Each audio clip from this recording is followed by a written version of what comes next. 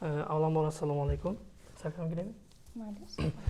Avvalambor assalomu alaykum. Bizlar ta'lim yoshlar bilan o'zgartiramiz degan loyihaga qo'l urdik hamda Yoshlar agentligi tomonidan Alisher Sa'dullovga yubordik hamda ma'qulotlar. Bu loyihamiz chekka qishloqlarga bo'lib yaxshi o'qiydigan talabalar, yoshlar hamda ota-onalarni kashf etish bizning maqsadimizdan. Prezidentimiz shuncha shart-sharoit aytib beryaptilar ki bir nasib bo'lsa 5 ta 6 ta maktabga chiqarsa agar suhbat qilgandan keyin bizning maqsadimiz nodavlat, ya'ni частный maktablarga borib, ular bilan suhbatlashish, o'quv yurtlari bor, o'quv markazlari bor, shular bilan совместный ish olib borib, hamda o'shalarni iloji bo'lsa harakat qilib, ya'ni tekinga o'zimizning maktablarimizga ochsak degan niyatda shu loyihaga qo'l urdik. Ya'ni qalbimdagi orzular yoki niyatlarimdagi armonlarim degan maqsadda ochdik. Hamda hozirgi paytda biz 16 ta'lim maktabining direktor o'rinbosarlari Olimova Zarinova bilan suhbatlashib turibmiz. Sizga savollarimni bersam bo'ladimi, boshlasak?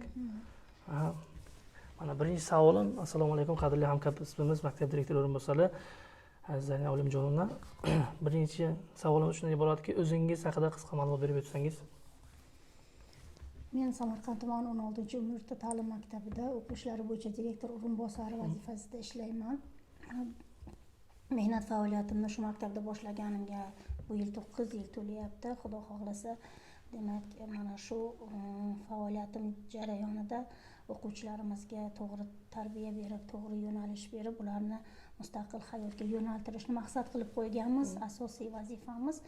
Demak, bugungi kunda maktabimizda 3120 nafar o'quvchi ta'lim tarbiya oladi.